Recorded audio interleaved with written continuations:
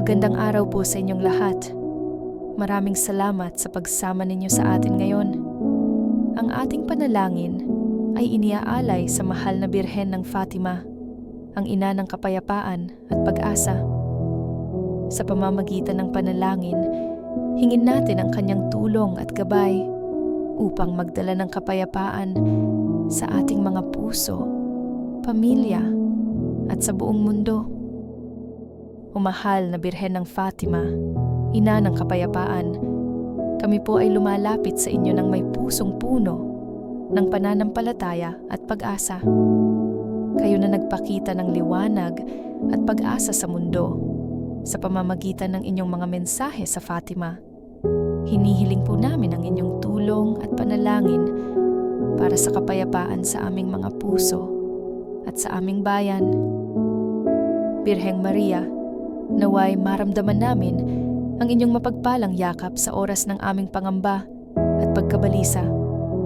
Sa mga oras ng digmaan, hindi pagkakaunawaan, at mga pagsubok sa aming mga pamilya at komunidad, dalangin namin ang inyong gabay at pagpapala. Nawa ay maghari ang kapayapaan sa aming mga tahanan at sa bawat isa sa amin.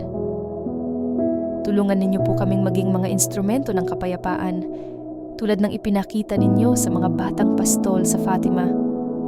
Bigyan ninyo po kami ng lakas na magpakumbaba at magpatawad, ng tapang na itama ang aming mga pagkakamali at ng pag-ibig upang makipagkasundo sa aming kapwa. Sa inyong awa at tulong, naway magkaroon kami ng kapayapaan sa kabila ng mga hamon ng buhay. Ina ng kapayapaan, idinadalangin po namin ang bawat isa sa aming pamilya.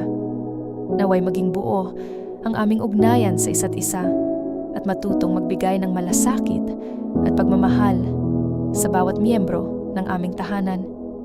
Hiling namin ang inyong gabay upang manatiling ligtas, mapayapa, at mapuno ng pag-asa ang aming mga mahal sa buhay.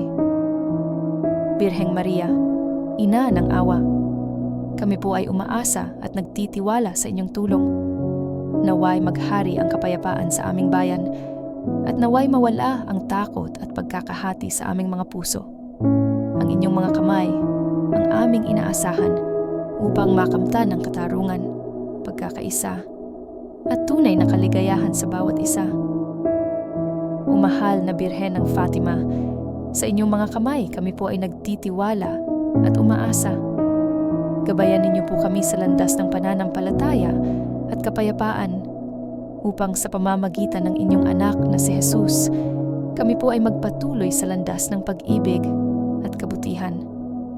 Maraming salamat po, mahal na ina, sa inyong walang sawang pag-ibig at pagkalinga. Amen. Maraming salamat po sa inyong pagsama sa ating panalangin sa mahal na Birhen ng Fatima. Naway ang kanyang kapayapaan at gabay ay manatili sa atin sa bawat araw. Kung nagustuhan ninyo ang panalangin na ito, huwag kalimutang mag-subscribe, mag-like, at mag-share upang mas marami ang makabahagi sa ating mga dasal para sa kapayapaan.